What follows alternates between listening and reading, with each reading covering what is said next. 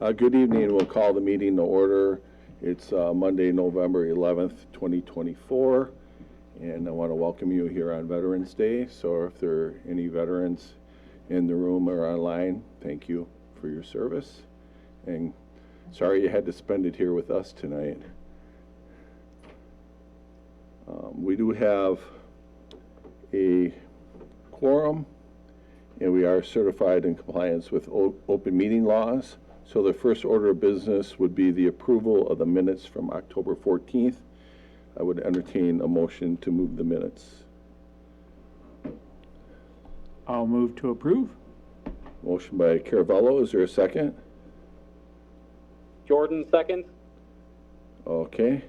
Any questions or comments on the minutes? Hearing none, all in favor say aye. Aye. Aye. And any opposed? That motion carries. Next item would be the council representative report. And all I have is that at the October 22nd council meeting, we had the first readings of R-150 2024 and O-19 of 2024. And I don't know, since they were first readings, I noted that they were postponed. So we had some discussion and they were postponed, and I believe they are before us again here tonight. All right, thank you. The next item is the amendment of the SIP for Emmy Roth development. Director Munz-Pritchard, did you want to start with this one? So I'm just going to give a really brief overview because my understanding is this was always kind of slated for expansion. This is the parking lot expansion. It's an amendment to the SIP. They meet all the minimum requirements, including spaces, and stormwater is normally the big one in this area. I think they had already pre-done some of the stormwater in this, and we do have a representative here. Would you like to come on up and speak? You can just push the button and the red light will come on. There you go, and then just adjust the microphone there. Sure, thank you. My name is Ryan Quam with Quam Engineering, and yeah, Ms. Pritchard said that properly. It's hopefully pretty simple parking lot expansion. They need parking spaces for their new staff. Stormwater had been designed for the complete phased full build out, so that's in place, and I'm just available to answer any questions that may be needed. And I think Rob Fisher might be on virtually if there's any questions about the staffing. Yes, I can answer any questions as well. Are there any initial questions from the commissioners? Commissioner Farrell?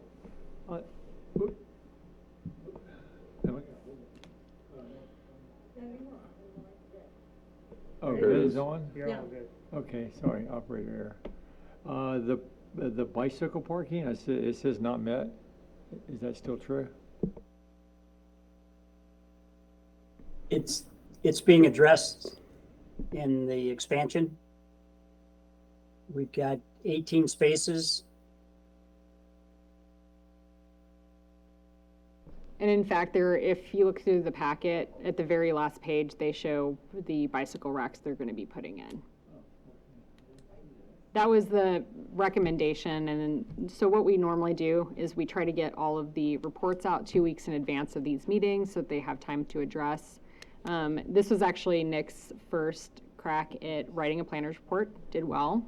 But that was one of the questions that came back, and they did address it. Any follow-up, Commissioner Farrell? No. Okay. And Alderperson Schumacher? What is the current staffing that you have there? And I'll let you answer that one first. Yes, you can hear me okay? Yes. So right now we're about 134 employees. What's driving this is by the end of the first quarter of next year, we plan to be somewhere around 190. All right, thanks. You answered my follow-up question. And just, I'm going to circle back to that point too. So one of the problems that they were one of the problems they were having, quite frankly, is they're having problems with parking there, to the point where we actually went in and changed the ordinance to allow parking on the south side of that Marine View area for the overflow, and there are people parked there, so. Go ahead. Yes, very, very much needed, and the good news is we've added more positions in our original plan, and we see that continuing again through the end of the first quarter of next year with the 60 additional positions. And are all those, I guess I did have one last follow-up, would be, those are all full-time and part-time, and do you have a seasonal flow of workers or no? The nice thing about our business is it's not terribly seasonal, and it's somewhat inverse to what you would think, what little bit we do have, and that's during the fourth quarter of the year tends to be our busiest time of the year. But these positions that we're talking about are all full-time positions. Okay, thanks. I buy cheese all year long, so. Well, it goes well with wine and cocktail parties during the holidays. So we see a lot of business during the fourth quarter. Or it just goes well with cheese. Any other questions from commissioners? All right, thank you both for being here. So at this point, I would entertain a motion to approve the amendment to the SIP. Motion by Bradford, is there a second? I'll second. Second by Caravello. One last opportunity for questions or comments. Hearing none, all in favor say aye. Aye. And any opposed? None opposed, that motion carries. Have a great night. Thank you. Okay, let me queue up the next one here.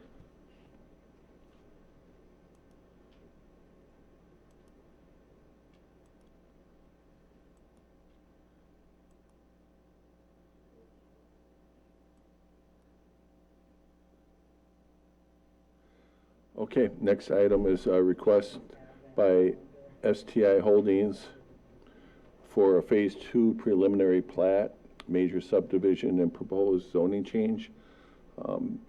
Plan Director Munz Pritchard, you want to kind of explain where we're at in the process? So this went to, I believe it was the October 22nd council meeting for the first reading. At that meeting, it was motioned to come back here for the addressing of the 3 issues that had been discussed at the previous Plan Commission meeting. What I did is I went in and I amended those areas of my planner's report and put big arrows next to them so they were easy to find. So I'll just scroll to those now. And then also, if there's any procedural questions, that's why I asked Rick to join us tonight. So as far as that stuff goes. We are on the, hang on. We're on 7A. Yep.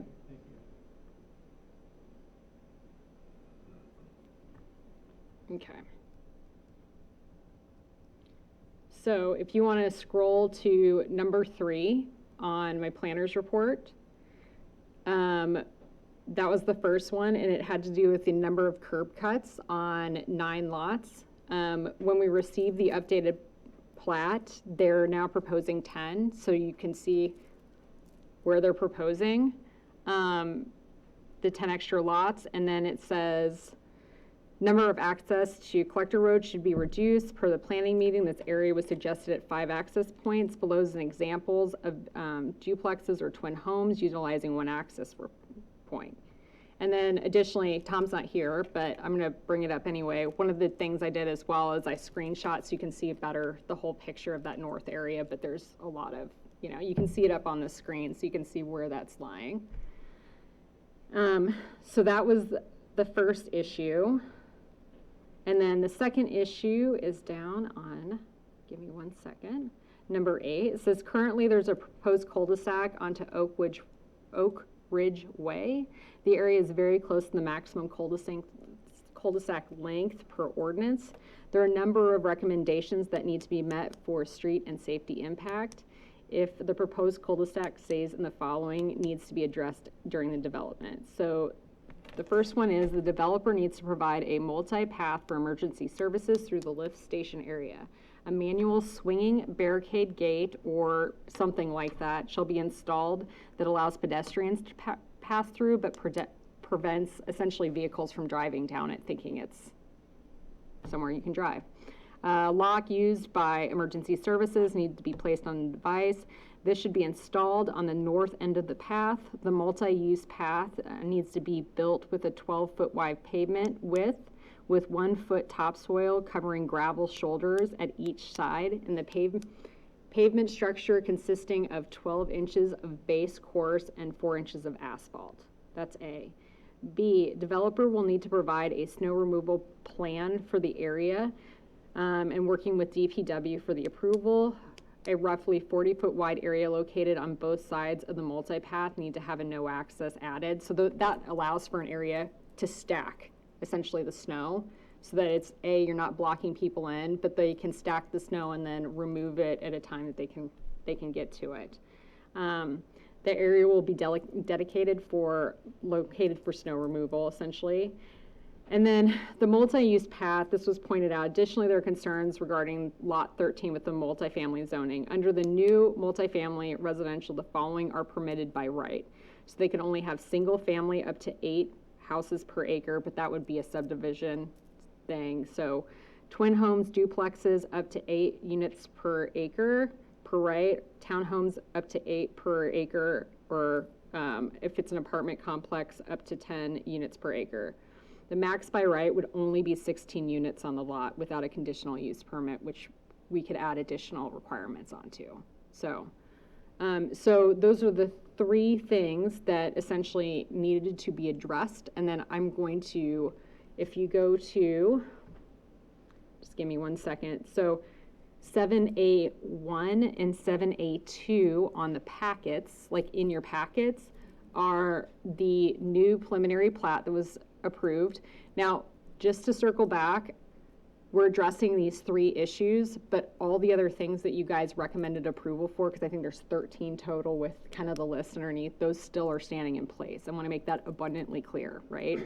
So we've still got 7A1 is what they're proposing for the preliminary plat with the additional 10th lot where there were 9. And then they've got 7A2, which is their planner's memo. And I'll let them get up and speak on that, but that way you can pull it up on your stuff. So, Rick, is there anything that you need to add?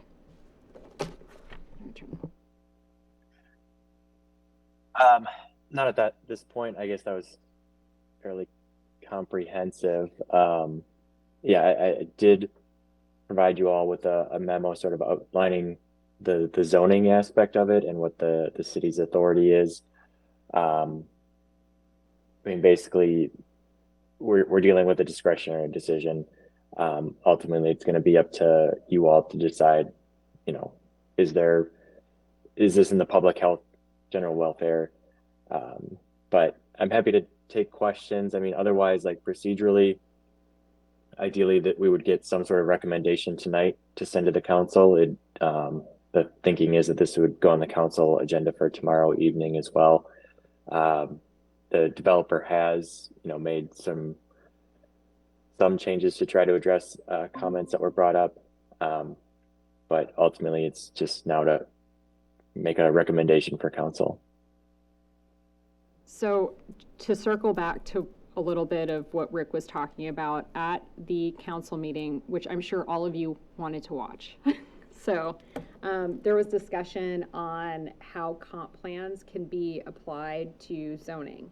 And Rick sent out information on that should have gone to you guys just informationally. To follow up on that, just more of an FYI, we are working on a comp plan amendment for next year and the following year. That's in our CIP. And then additionally, one of the things I've done in the past is I've used UW Stevens Point and actually done a couple of trainings, which I'll still reach out. I've done that at every place I've ever worked, and I will be doing that again here. So lucky you guys. All right. Thank you, Chris. Any initial questions at this point from commissioners? And anything from the STI team that you want to add to the conversation, feel free to come on up to the microphone. And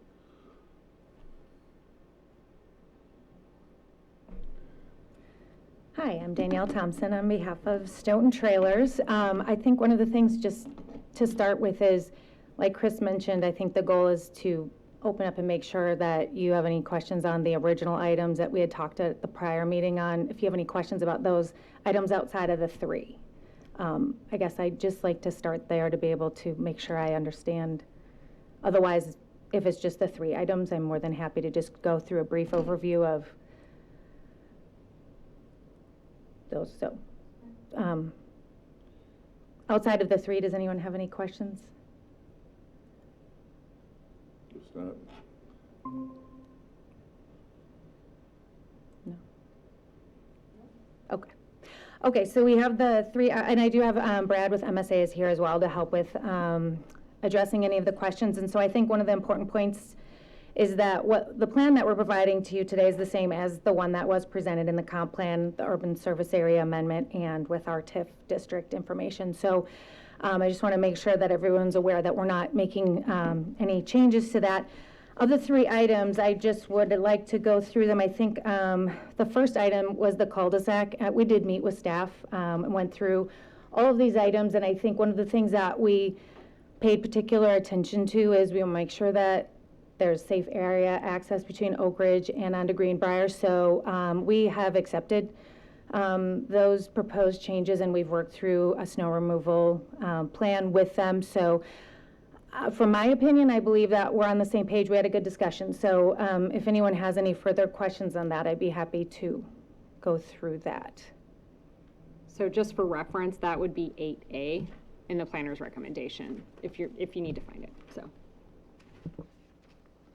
Any questions about the snow removal plan? What we did is we had an internal meeting, and then we also met with the STI team to make sure that the width that we would like to have in there for access to the lift station was appropriate. Also, our engineer from Strand was at our meeting as well to kind of give us the width and the depth of the asphalt. So that's where all that information came from. And everybody seems to be satisfied with that. I think Public Works is on board with the snow storage area. Fire department was on board with being able to have access there. They can also access that area from the backside from Greenbrier, depending on, where the occurrence would be. So I think we're all on the same page, but we want to make sure you are as well, because I think the goal here is to make some final recommendations, as Chris mentioned, to the city council tomorrow night. So everybody okay with that one? Okay, you can go on to the next one. Okay, the next one we're going to go directly to, I guess, the left on the screen, to lot 14, the multifamily.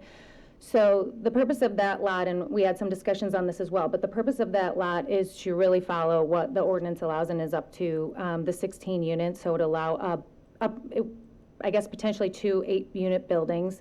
We've provided some proposed designs for those lots that show how parking could work, how some options and buildings could lay out, whether it's underground parking or parking that's, I guess, on the surface. But then we talked about having appropriate landscaping that would be around the parking areas and be a good buffer between both the lift station and any neighbors that would be abutting in the back. So the intent would be to make sure that it's a smooth transition. The goal was to do a blend in this neighborhood, and I think that's what the original proposal was set out to do, so that we have a blend of multifamily in, but it would be, again, not bigger than a 2-story, and it would blend into the residential. It would be coming off of a busier road, blended into residential, which would wrap around both Kingsland and Creedeman, and then blend into the other multifamily. So So our plan at this point would be to keep that as a multifamily lot and keep it consistent with our original proposed plan. So the proposals that they sent are on 7A2 in the packet, and it's on page 2, I believe, where they're showing different layouts.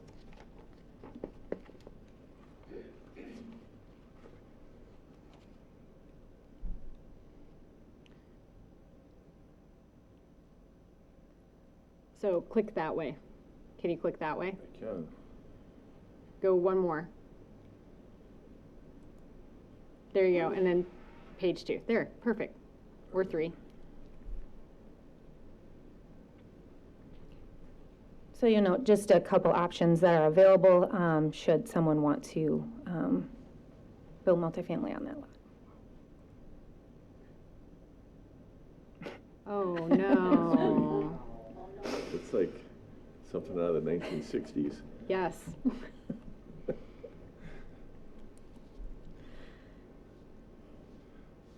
Any questions or comments on that?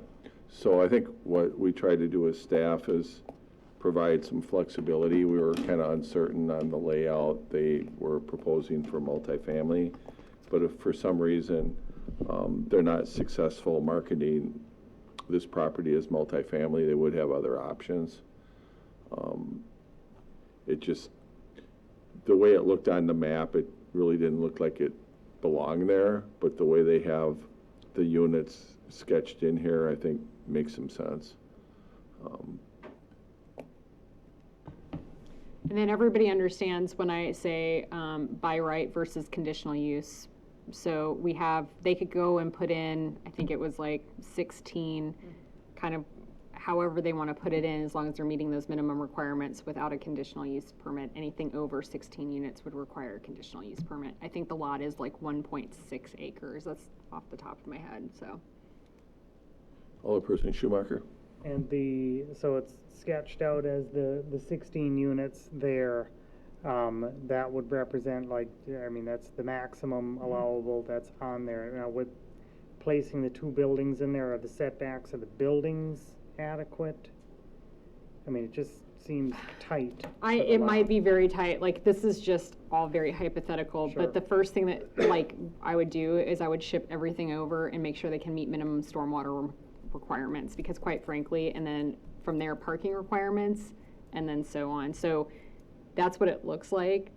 If you go to the next slide too, there's one more Yeah. layout option, just so that you Okay. can get a Yeah. feel for a couple. It does Different. show some setbacks on there, but obviously, as they get into the design phase, I think Right. we'll have Steve more did some specifics. preliminary setbacks to be in compliance to see how it could fit and be laid out. Okay, I don't have any other follow-up. Okay. All right. Anybody else on this particular item? Okay, and then the third item. Okay, the third item will be what was previously the 9 townhome lots that is now 10 proposed townhome lots on the preliminary plat.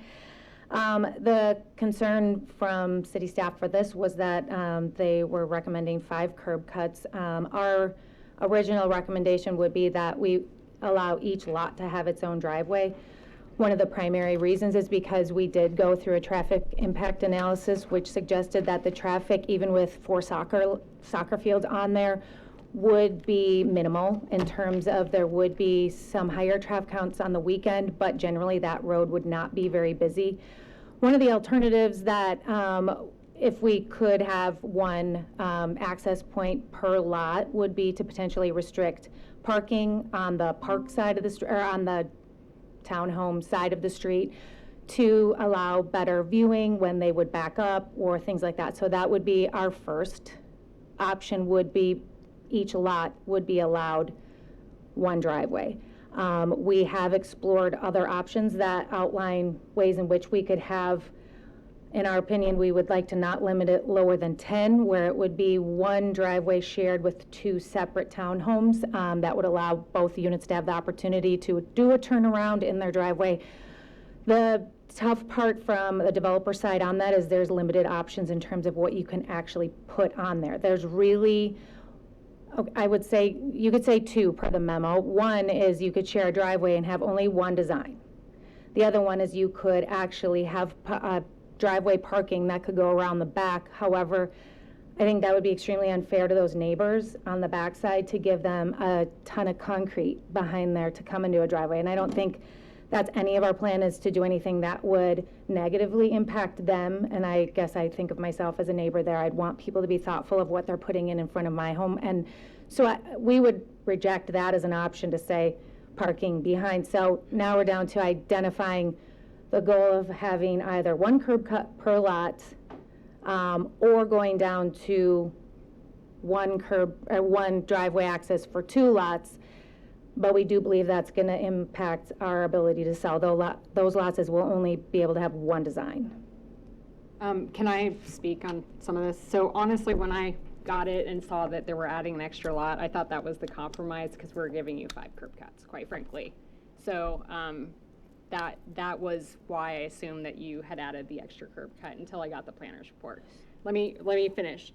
Just so everybody's aware, if we restrict parking, that is not something that we can do necessarily during this development. It has to be an ordinance amendment, okay? Just so everybody is aware, that's how that works. So if we want to say no parking on the north side of the street, that has to go through an ordinance amendment, so it's enforceable. So that, just so everybody is aware of that.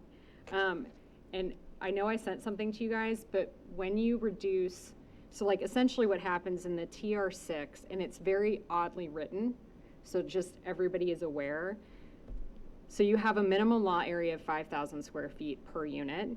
You have a minimum lot width of 80 feet or 40 feet per home, but then you have a minimum street frontage of 50. And so what that does is if you go in and try to split that townhome, you technically have to have 100 feet to do a 0 lot line. And so I noticed when you did this, it reduced a lot of that width. I think there was like 2 of them that could meet the 100 feet. And so I shot you an email immediately so that you would know, because I know that was one of the things in here is you're like, oh, well, we can't, by doing this, we can't 0 lot line them. Like if you have, 4 units sharing 1 curb cut. But the problem is I don't think you can now because of the extra lot that's added. Does that make sense? So. Brad, do you have anything you want to add in terms of, I mean, I guess, go ahead and, I want you to go ahead and finish. And no, make sure I was that done, but I was like, that was the first thing that I saw was Yeah. because you were like, well, we don't want to do this because, and so let me explain something really fast. If you had 4 people sharing a curb cut and you don't want a 0 lot line, there would be easements, blah, blah, blah, blah, blah. But when I saw the reduction in frontage, that was honestly why I assumed that they were adding 10, which I was like, okay, that makes sense.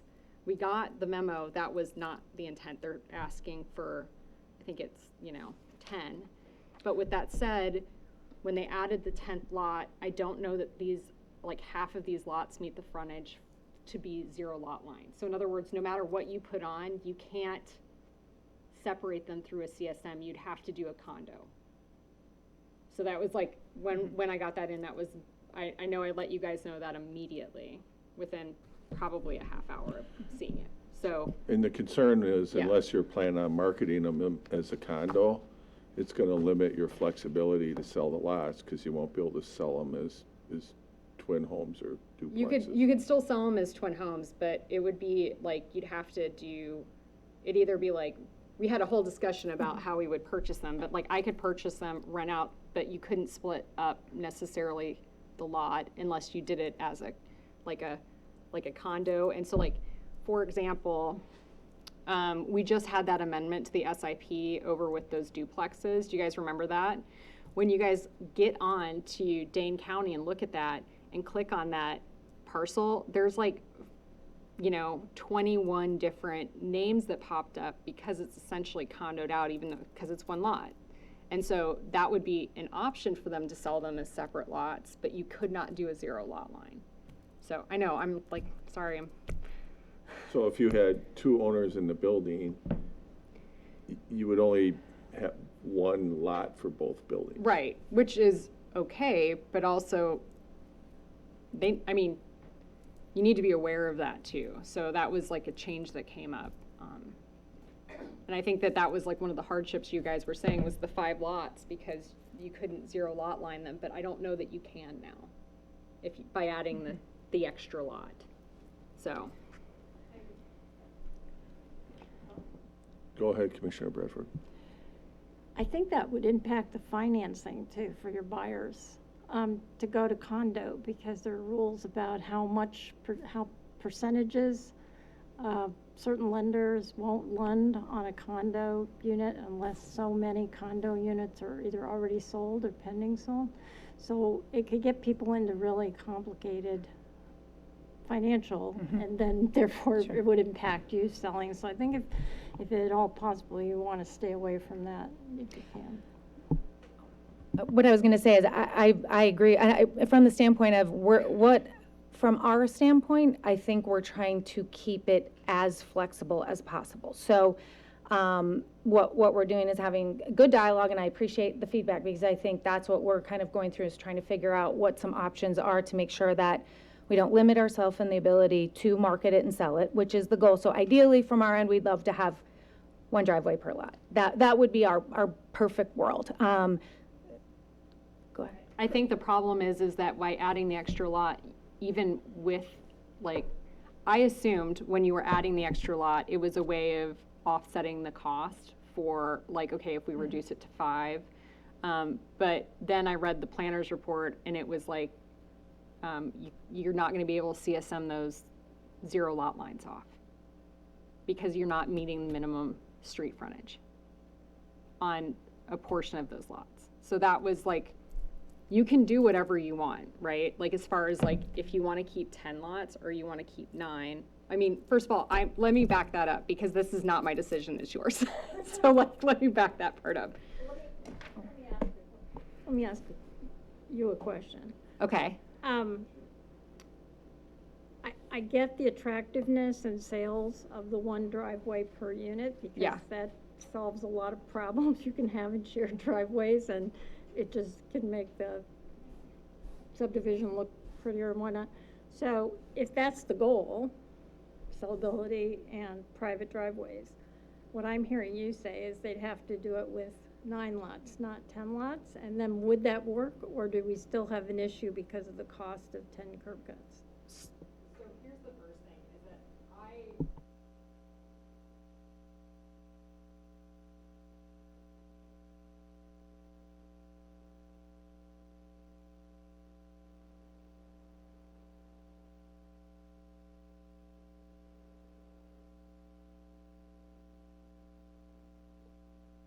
I can't hear anything right now.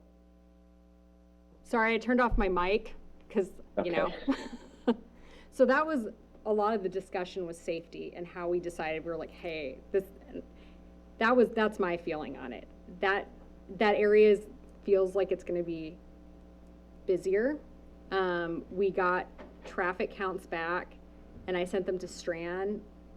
I haven't even gotten time to look at some of the stuff that was sent back.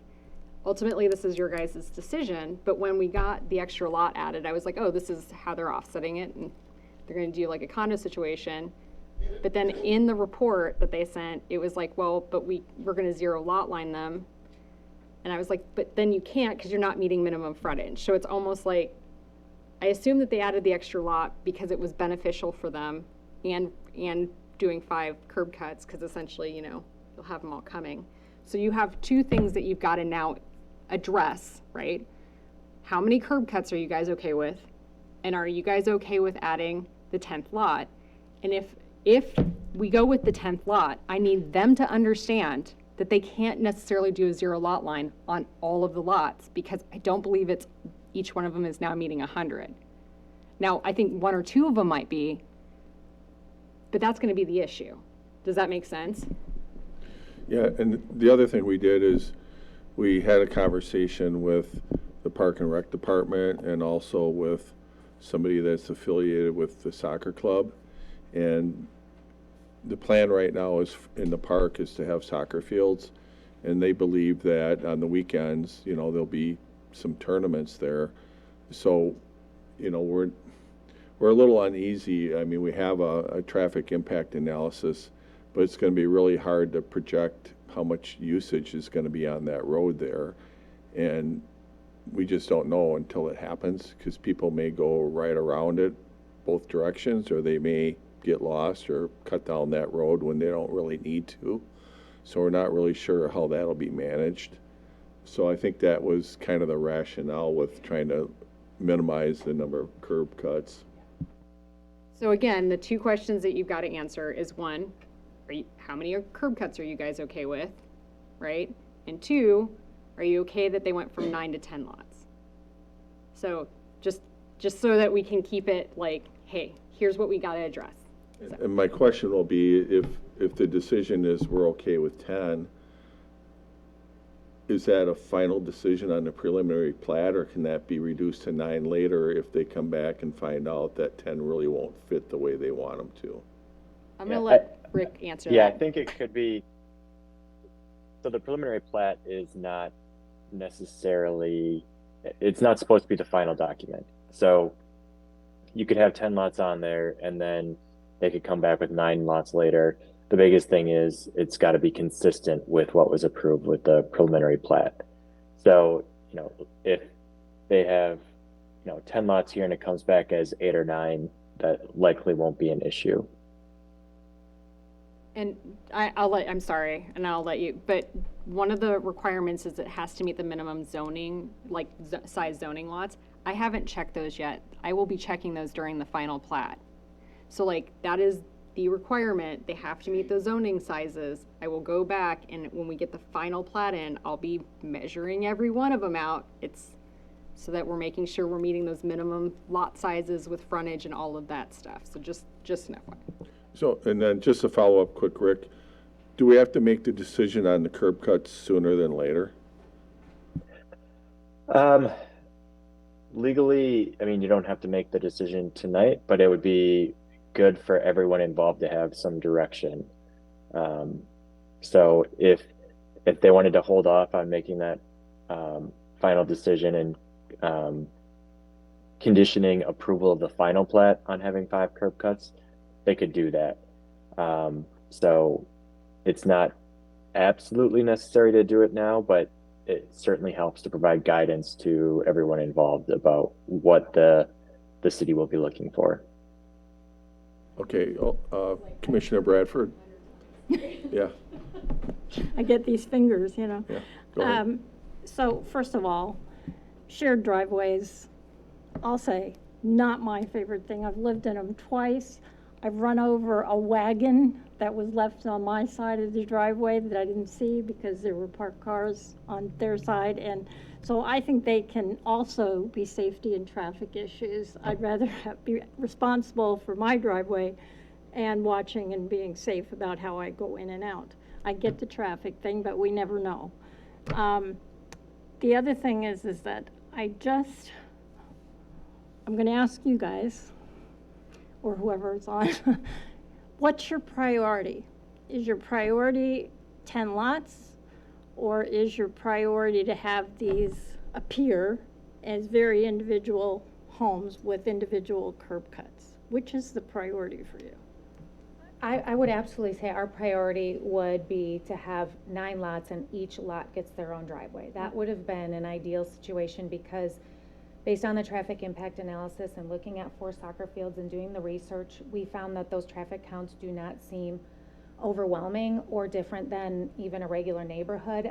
People on Roby Road have their own driveways, and this road is expected to be significantly less. And there are tournaments at Virgin Lake Park all the time. So from the standpoint of where the traffic is expected, it's much lower. So our ideal would be the 9 lots, each to have their own driveway.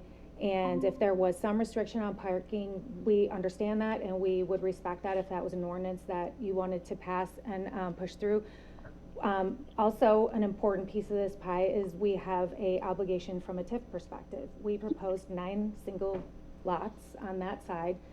This is everything that we're proposing is in accordance with our TIF obligations, and if we start to not allow or restrict development or not allow options, that's going to impact our ability to sell those lots too, and we're trying to stay consistent with what we've presented all the time. So to answer your question, it would be 9 lots with each of their own driveway. That would be what we would ideally ask going forward. That would be what we would, our best scenario. So just to clarify, that would be 9 lots, but each one of those duplexes, which still like share a driveway, we don't want 20 driveway cuts over there, Right. in that area. I even think, quite But frankly. it wouldn't be 4 units on a lot. It's only 2 units on a lot, and then they're angled so that they can share 1 curb cut. But this is your decision. I looked at that and went, I don't know that do we want 9 curb cuts? Understand that if they went with 10 lots, that's 20 curb cuts over there. That's 18 if we do individual. 18, like, look at that layout for a second, and you're seeing 18 curb cuts in that area. When you kind of like go through that swish area, you've got commercial over here. You're looking at maybe 2 curb cuts per lot, however it's divided up. You've got a multifamily residential, maybe 2 curb cuts, and then you've got all of that single family that's on like the smaller, less traveled roadways. I'm fine with whatever you guys do. If you're recommending 9 lots with 1 curb cut each per lot, that's the direction you want to go. I want to make it abundantly clear, but they're still going to run over wagons because it's there's a duplex sharing 1 curb cut. You know what I mean? But I'm just throwing it out there. But and then if the recommendation is to restrict parking, I can do that. That's going to be a totally different meeting. So, I mean, we'll still probably do it, but. Yeah, that would have been the intention of the design, is the duplexes would share 1 curb cut. So if you had a lot that subdivided, it would still be the maximum of 9 curb cuts, because that would just be a 40-foot wide driveway that would be grouped together, and then they would split off. So the newer designs of shared driveways seeks to prevent some of the things where you have neighbors that leave other things in their driveway, because the space is a little bit more oriented, so you have that individual ownership. And so we've learned a lot about how to share driveways more effectively. And so even if those lots weren't to subdivide, they would still be only allowed that up to 9. So I think the idea would be that we would have the minimum lots, assuming they wouldn't be 0 lot lines. So I think that was 5 lots. So as few as 5, but not more than 9 or 10, whatever that cap is, so that knowing that even if they are 0 lot line, that each one of those 0 lot line duplexes is not going to have an individual curb cut. It would be forced to share that curb cut to maximize safety on that road. Is there enough setback to do, like, where all those, let's say if there were 4 on a hill, is there enough rather than it being straight? Is there a way to do a loop or something? So if you look at my planner's report, that's one of the things that I did, and I know that they're very small, but I pulled up where we had 2 duplexes showing a lot, and I showed 4 examples of that just so you guys could get an idea of what that would look like. I believe it's under, sorry, it's gonna take me a second. I was like, Tim's gonna find it before I do.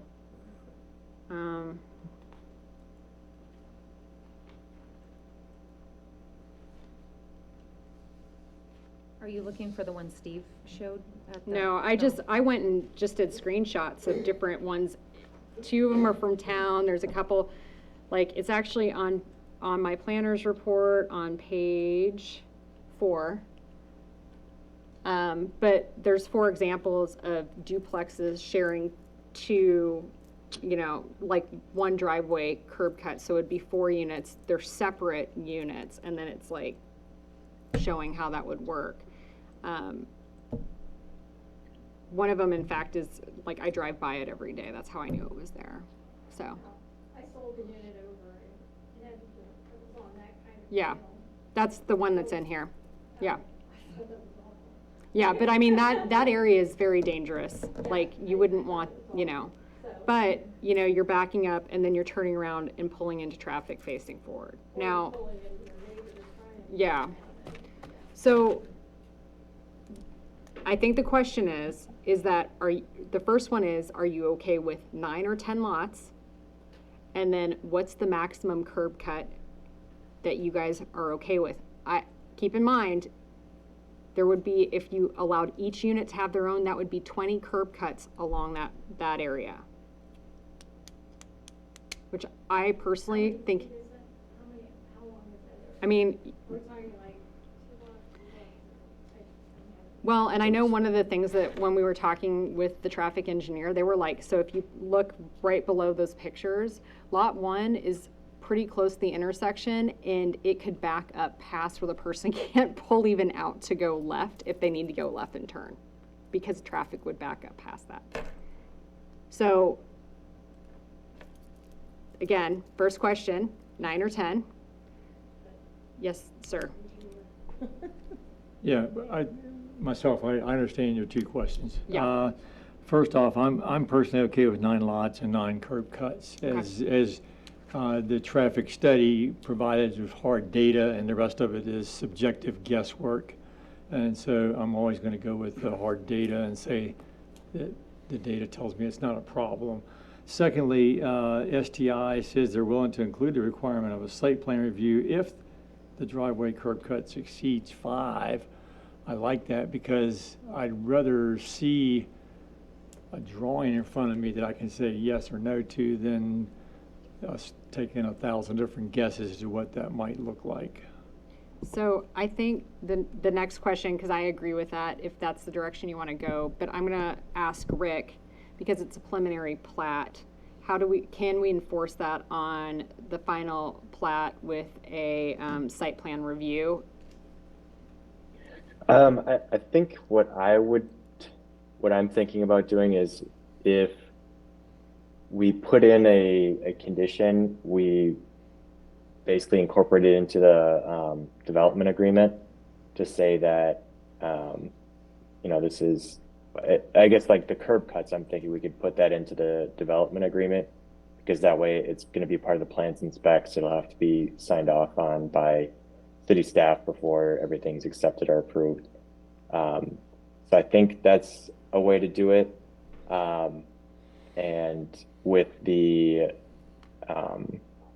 the site plan approval, I think we could potentially put that into the development agreement. We could do that as like a condition of the rezone, that they would need to do a site plan approval in the event that there are more than 5 curb cuts. Okay. So I'm going to paraphrase, and you guys tell me if this is what you feel comfortable with. Can you turn your mic on, Chris? Yes. Thank you. Sorry about that, Rick. So 9 lots, 1 driveway per each lot. So essentially, they're guaranteed 5 curb cuts. If they go above 5 curb cuts, they have to have a site plan review per the developer agreement. Does everybody feel, that's how I'll have it read, okay? Do you guys feel comfortable with that? So tomorrow morning, I'll go in and I'm going to amend my planner's report to reflect that. Does that make sense? Is that what you guys are? Could I ask a question on that, just to understand from a development agreement perspective? Yeah, it's probably going to be geared towards Rick, to be honest. Okay, Rick, I just have a question for you then. If you're gearing it towards a development agreement, and let's just say a developer sells these lots, is that a requirement that the person buying the lots needs to comply with, or how are you going to tie STI, I guess, to the process if we wanted to allow that to be someone who's interested in the lots, want to pursue that, their design, come before you and present that? Is that a restriction you'd put in the development agreement, or is that something you'd tie on the developer of those lots separately? With the curb cuts, I would say it's going to go in the development agreement, because that would be part of the public improvement process or construction process. If you're saying that's not going to work for how you're marketing these or how these are going to be developed, then I think we would need to do it as a condition of, well, when we record the development agreement, or we can record the development agreement against these lots, and that way it's clear, like, this is a requirement against whoever owns the land. Mm-hmm. To have that restriction run with it. So regardless of who's developing it, they'll need to get site plan approval if there are more than 5 curb cuts. Any comments on that from the commissioners? Just say, if I don't see a site plan, this is just gonna keep coming back because I'm not, or I'm gonna turn it down Yeah. completely. Well- So whoever needs to take the responsibility to get this done up front needs to do it, or needs to just, I don't know, figure out another way to do it. Yeah, and I'm okay with that. One of my concerns is I haven't really seen the final plans for the access going on to B. We have 2 proposed access roads, and I don't know where you are in the process with the county as far as getting those access points approved and what they look like, because that could affect the traffic flow, which may or may not alter the analysis in the TIA. So I'm still concerned about the traffic impact analysis, whether or not that's going to remain the same after those access points have been designed and engineered. So we provided all of our information to the county, and we did get a follow-up that they began reviewing it last week. So they did confirm that it is under review, so at least we will be able to have some further information from you soon. Did they give you a timetable? You know, they sat on it for about a month, Oh. and so I'm not sure, and then they started it, so You thought the I'm city was hopeful that bad. because it's under, I'm hopeful that, given that it's under review, that we're gonna get some feedback very shortly where they have evaluated the traffic impact analysis and give us some feedback in terms of how those access points need to be constructed. Because, quite honestly, there may be additional cost with that as well, which might, throw a wrinkle in your plans as far as the TIF that you described earlier. So I'm concerned about that as well. So I wouldn't want to make a final decision on the curb cuts until we have clear direction from the county on what they would allow. Go ahead. So what I'm going to propose, but I'm asking for flexibility, I will write something up, kind of what I said, over 5 requires site plan. I'm going to shoot it over to Rick, and I'll have him make sure he writes like, okay, this is the procedure for this, and then that will get into my planner's report, and 2 of the 3 of you will see it tomorrow night as well. So May I ask one follow-up question to you on that? In terms of, because there's 10 lots on here, I know that there was thought that went into it from Steve as well in terms of the design. Is that something that we still can evaluate? If we don't restrict it to 9, can we at least look at it that we figure out? Because if you look at, if a driveway is going to go in and be shared, it will look awkward. It would be nice if 2 units could each share on either side. I'm just wondering if we can still consider 9 to 10 in this process so that we can look at setbacks just in case. I think correct me if I'm wrong, you guys were wanting, you requested the 9 lots with the understanding each one of them could get its own curb cut. So that was, you just asked for a reduction from the 10 to 9, and then anything over 5 requires just a site plan review for that area. So now you're asking for 10? No, I'm just wondering if we can pursue on the preliminary plat, the evaluation, if that's the final decision. I respect where you're headed, absolutely. I just wondered if it's something that we explore 9 or 10, depending on how the uses are and if there's appropriate setbacks. But I understood where you were coming from the condo portion. I just was saying that if we could evaluate that a little bit further. I mean, I would lean towards just leaving it at 9, because I know I got you guys my planner's report probably 2 weeks prior to like the original meeting. It was here, and we received the 10 lot thing, I think, what was it, on Thursday?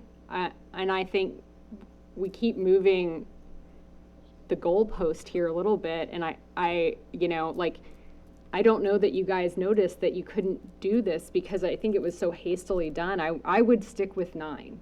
That's what I'm telling you to stick with 9. We can go with 10, but I have this bad feeling we might be back here again reviewing Well, what stuff. I heard from Rick is we So- can change it to 10 later.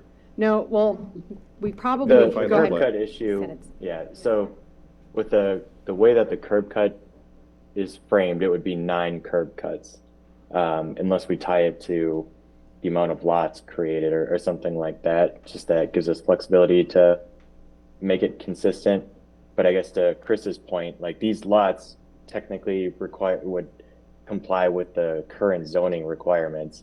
But if they were to attempt to zero lot line them, they don't have enough street frontage. So there wouldn't be enough street frontage to zero lot line these. So no matter what, you wouldn't be able to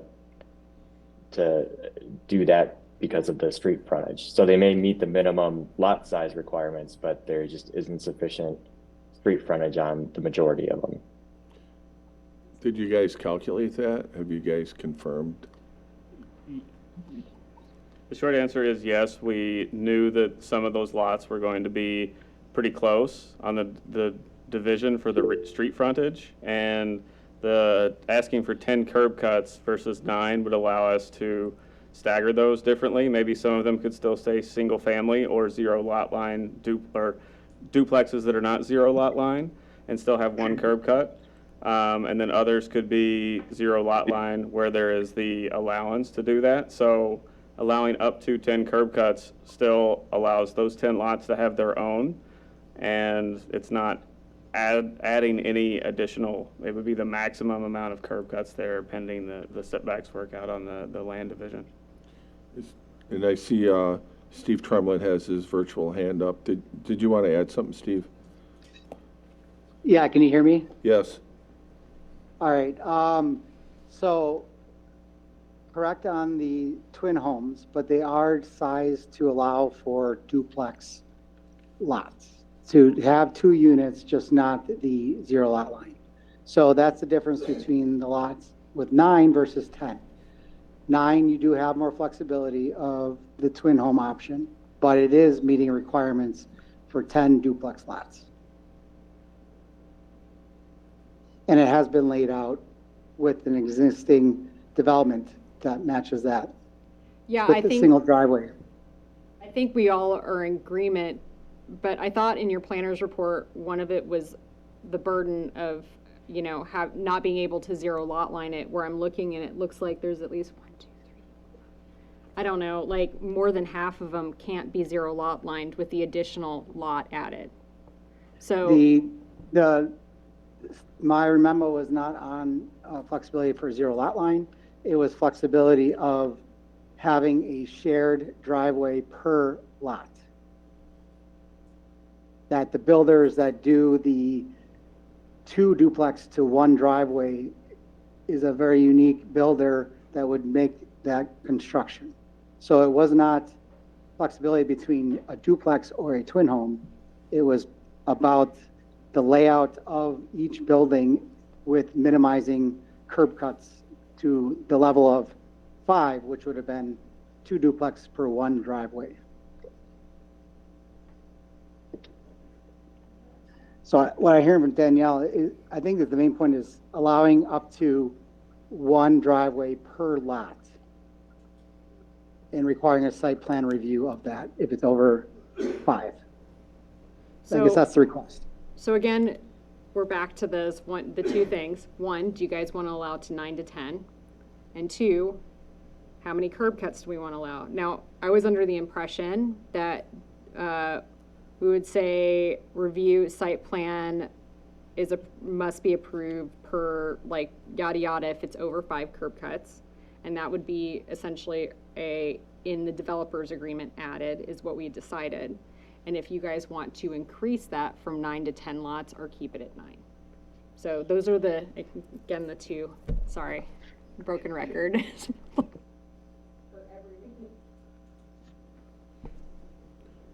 Go ahead, Commissioner Bradford. I get the balance issue, but it's not an issue. I really think we need to stay at the 9. When I'm here, I mean, I've looked at it, but I've looked at hearing the space and everything else. I just, you know, I think there are too many options. You know, it's let's go to this, let's go to that. If you know what you're aiming for to pass on to builders, I think let's just get this done. And, you know, if we can get a site plan that shows the commission and the council, you know, this is what it will look like with the single driveways per 9 lots, I think that's the way we need to go. That's my opinion. Anybody else have a thought? Alderperson Carvello? I'd like to see it, yes, the number being 9 and 5 curb cuts. It also wouldn't hurt my feelings if the number was 8 and there were 4 curb cuts. So I think that would solve a couple of problems too, but that's that math, that subtraction part of math that's.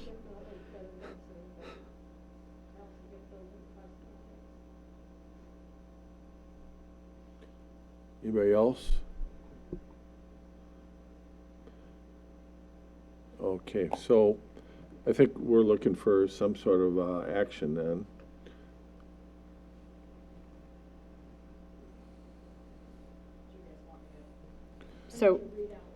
So just to recap, number eight from my planner's report with the amendments, which would be the cul-de-sac snow removal and zoning for the MR 13 you guys are looking at approving, correct? Okay. And then the issue number 3 with the curb cuts. 9 lots, they're allowed 5 curb cuts, over 5 curb cuts with a maximum of 9, or let you guys fill in the blank there.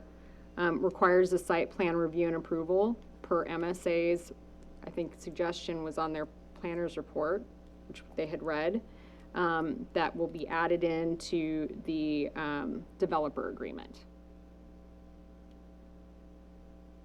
Okay. And I will,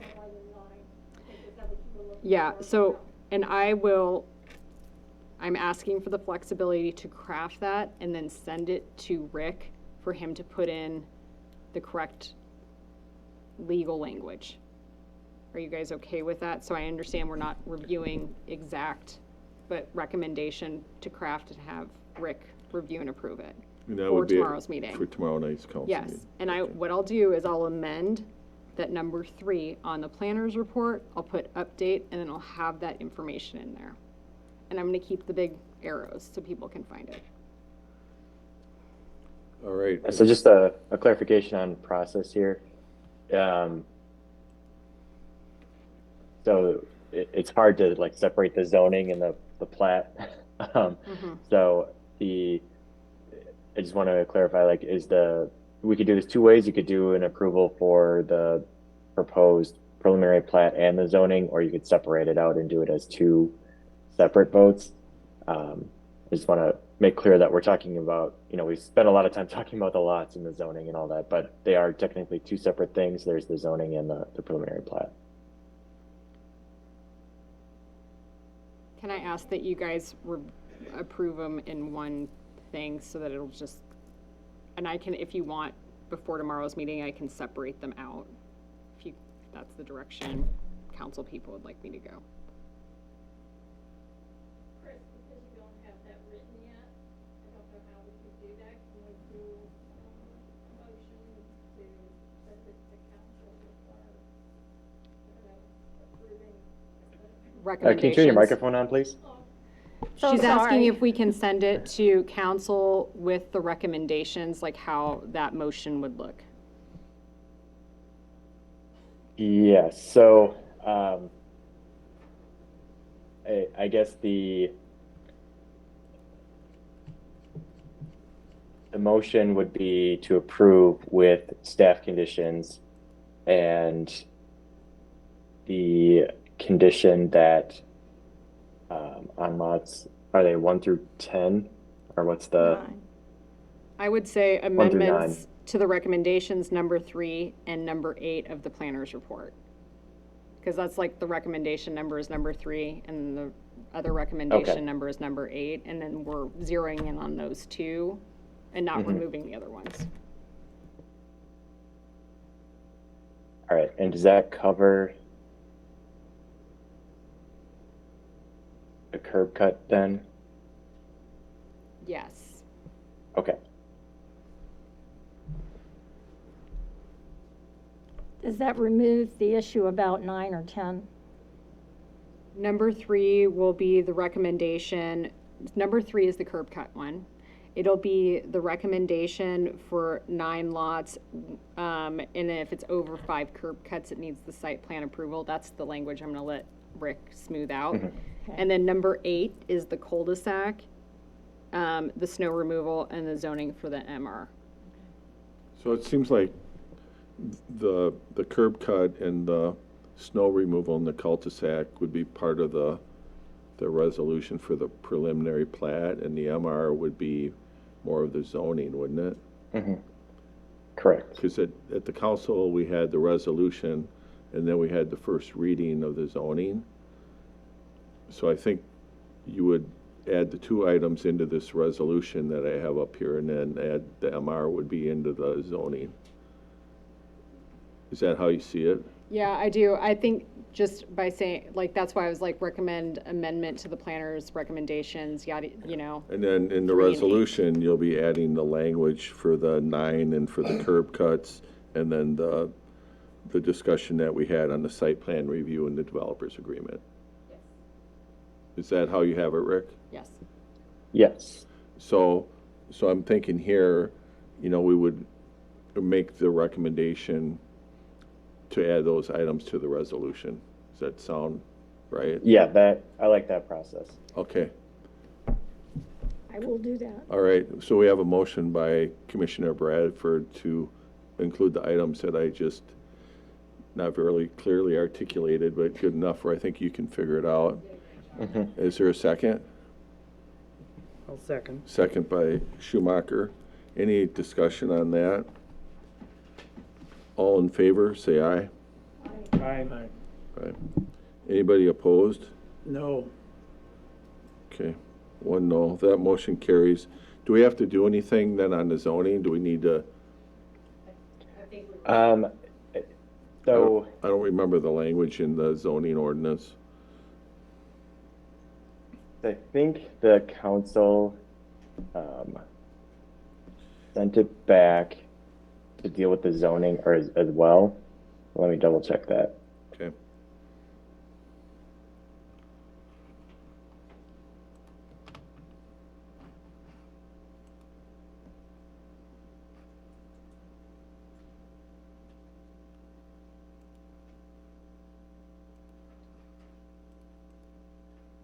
Okay.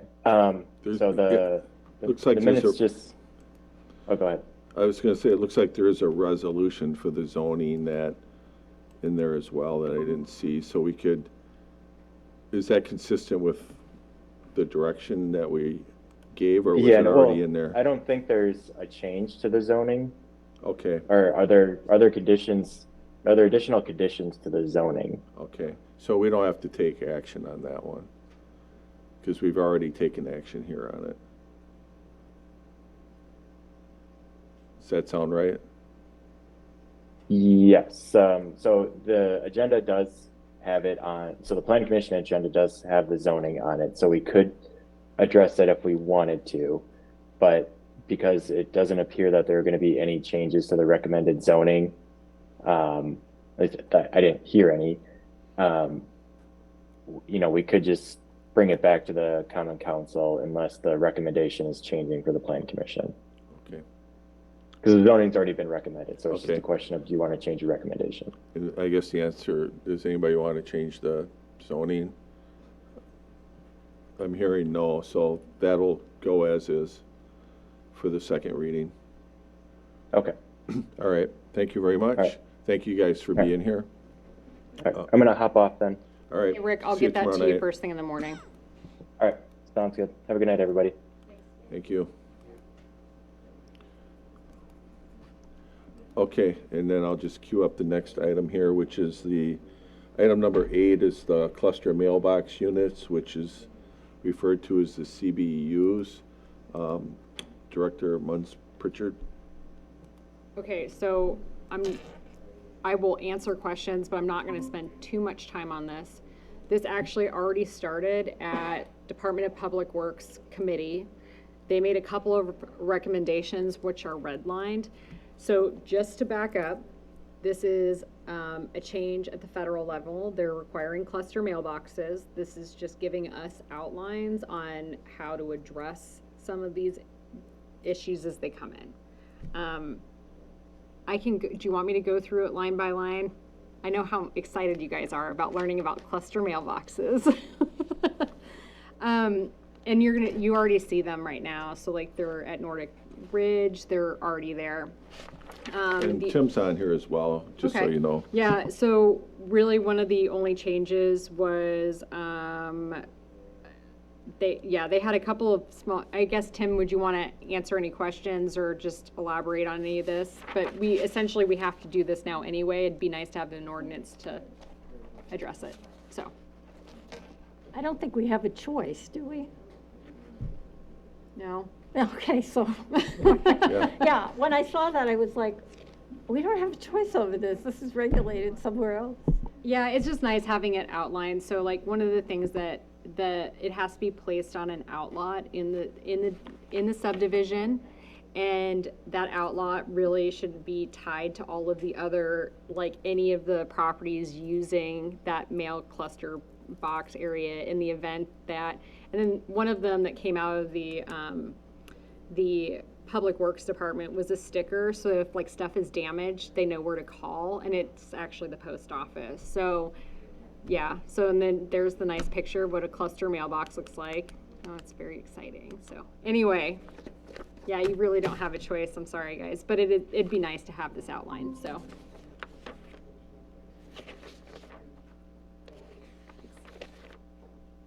Is there anything you wanted us to cover, Tim?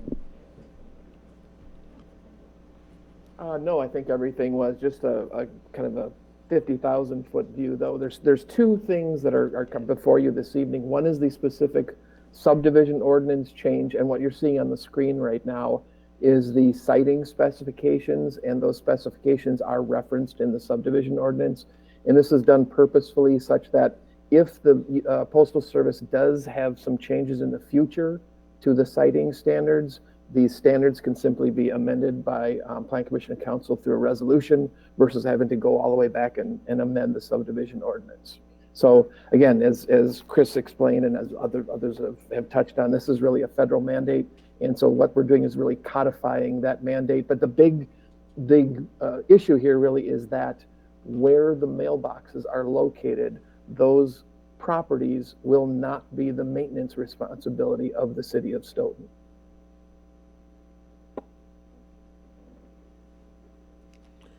So I'm looking for a motion to recommend to council. A motion by Bradford, Second by Tilson. second by Tillison. Any discussion?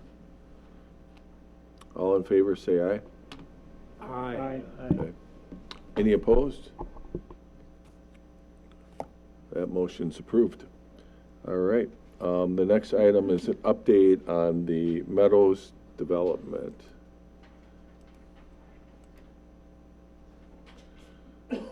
Please don't shoot the messenger. Okay, so I'm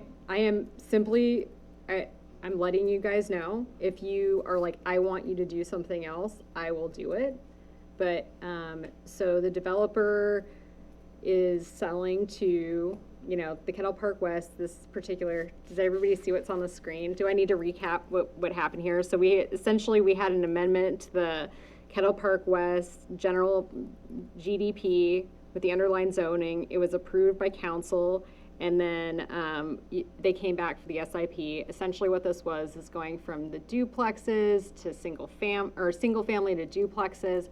They started to get a pulse on the market, and they were like, no, more people actually want single family. When I wrote this up, I'm looking at you, there was a push for an increase from 6 to 12 single family. Instead of writing it as like a minimum of 12, I think I wrote 12.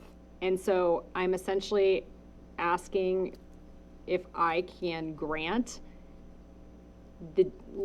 it's the same density and everything, but single family instead of duplexes on some of these lots.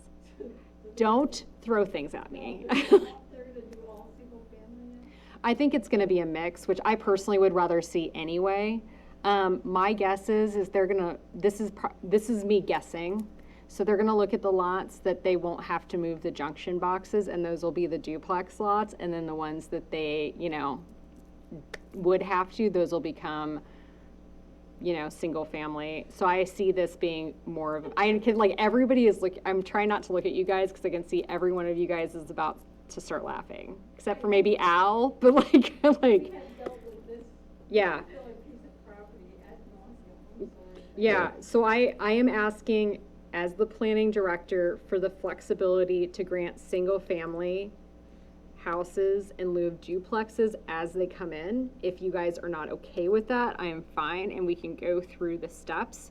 But because this is it's the same density, and so when I say this, I'm not trying to sound like it's the exact same density versus single-family and duplex, but the single-family, to me, is probably a lower regulation. Yes, ma'am.